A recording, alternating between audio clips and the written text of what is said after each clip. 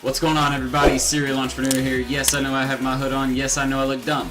We're going to talk about how to write a blog series today and why they're beneficial, why they're important, some things you need to keep in mind. So stay tuned because here it comes.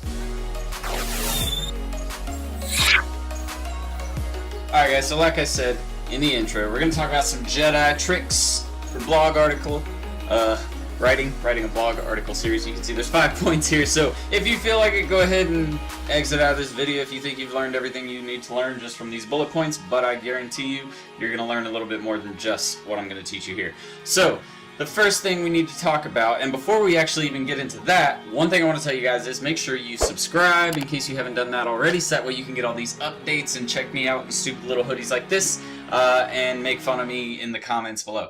Outside of that, if you think that this is going to be fun, or, you know, if you're already having fun, throw a like down there and throw a comment. Let me know what you think about this. If you have any questions about writing a blog article, definitely let me know.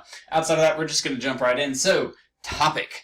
This is so important, guys. You have to understand, if you don't pick a topic, so what I like to do, and this is actually, I read a really, what was funny was I read this in a blog article. You know, I learn from blog articles. I love a good blog. So I go out and I actually try and find some of the most prominent blogs, at least for digital marketing, to get information from them and continue learning. But I found this article the other day, and they kind of broke it down in a way that I really, really liked. And what they said was they don't just pick a topic, right? You can go out and you can pick any old topic, but what really works, and a great way to do this, is to pick a topic that you know influencers in the niche are already talking about or already interested in. So, for example, we could find something in the Bitcoin market, right? Bitcoin's really hot right now, and there's a ton of people who are tweeting about it, right? Or reposting it on Instagram or Facebook, whatever.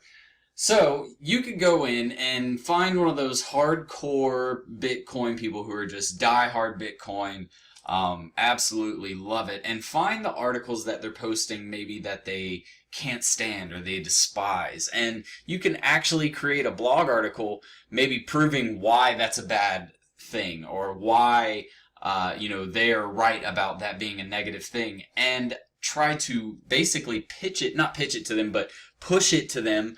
Maybe send them a copy of it, maybe post it to their wall, tag them in it, something, but writing content that's going to get people interested and it's called a share trigger. Is it something that's going to make that person share the article, right? Because that's all that matters. If you're getting traffic, that's great, but if you really want a ton of traffic, that means that people have to be sharing it and engaging with it and things like that. So that's what we're trying to do. So when we pick our topic, we don't just go and pick out a topic just because it's a problem in the industry. We want to try and take that problem and make it specific to a group or to an influencer in particular that you think might share that article and get a ton of other people involved. That's why picking the topic, you know, it's not just, okay, yeah, I'm going to pick this topic. Most people think it's that easy. It's not that easy. You actually have to do your research. Go and find influencers, see what they're reposting on their own pages. Find what industry influencers or leaders, or not really, when you think influencers, you think person. So brands, industry brands that are posting specific type of content and reposting really is what you're looking for, specific type of content, and see if you can get them to repost something that you've created for a specific niche. So that's one of the first strategies you want to take. You don't just go out trying to write something that's going to, you know, appeal to the masses.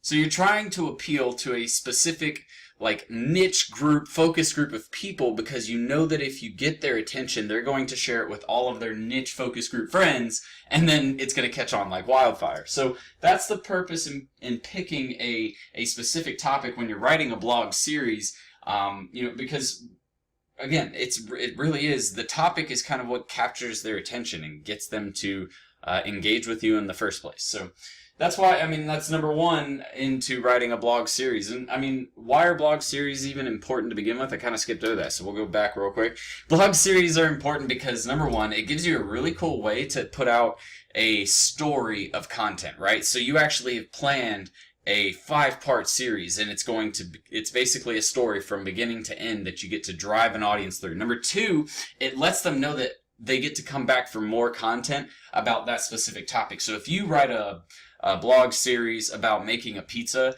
and you catch someone who really loves pizza and also really loves cooking, and you tell them it's going to be a 3-part series on how to cook 3 different types of pizzas, they're probably going to watch all 3 of those series or all 3 of those videos or read all of those blog articles, right? Because they're super interested. So you're dragging that customer along longer and making them engage with your brand more and more.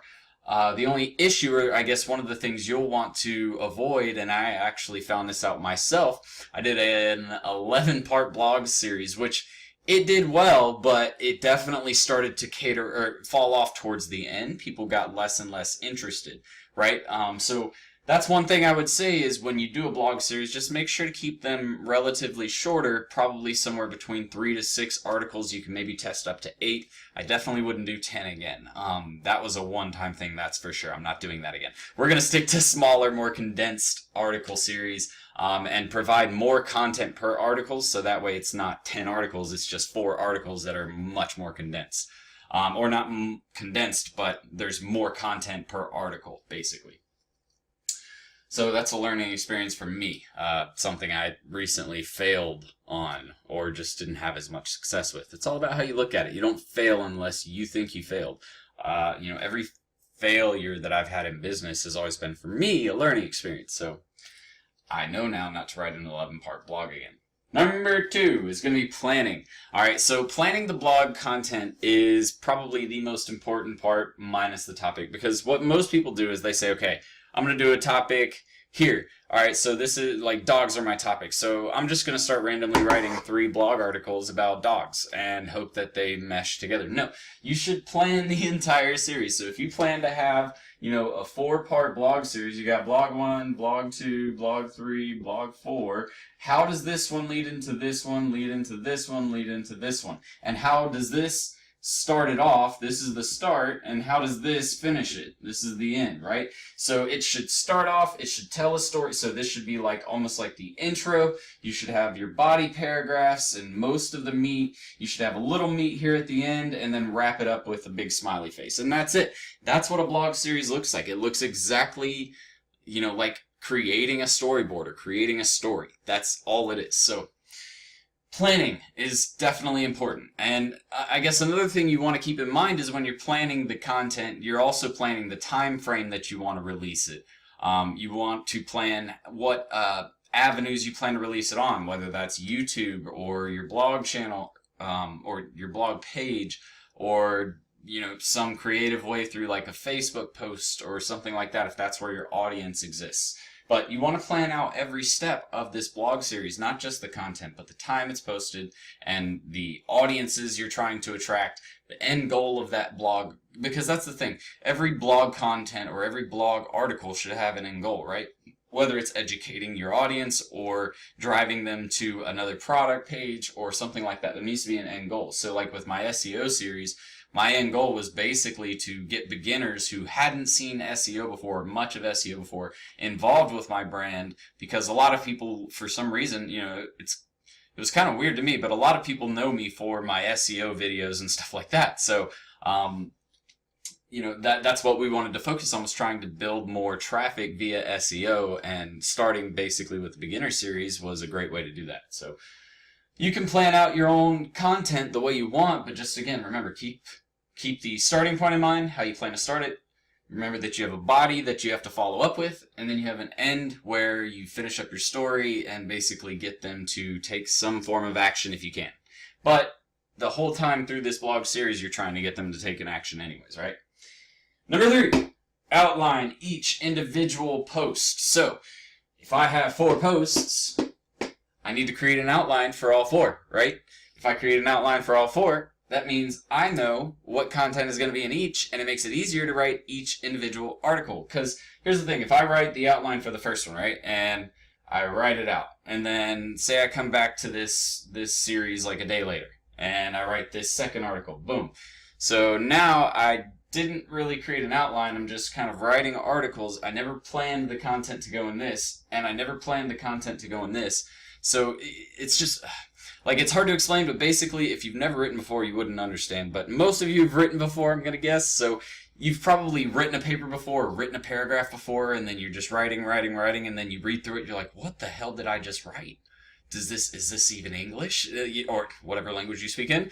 But you're sitting there, you're wondering, like, this doesn't make sense. What was I doing when I was writing all of these words on this paper? It's because you didn't create a plan. When you create a plan behind your or behind the content that you plan or that you intend to produce, you'll be able to follow a story and basically a timeline of what you're of the points you're trying to get across. So you'll have that beginning where you're like, okay, this is the introduction, this is what we talk about here, this is why this is an issue, and blah blah blah, this is how we're going to solve this issue, blah blah blah, and this is the results you get once you solve this issue, and this is how we've helped all these people. So that's why creating the outline is important, though, because you don't just kind of wing it.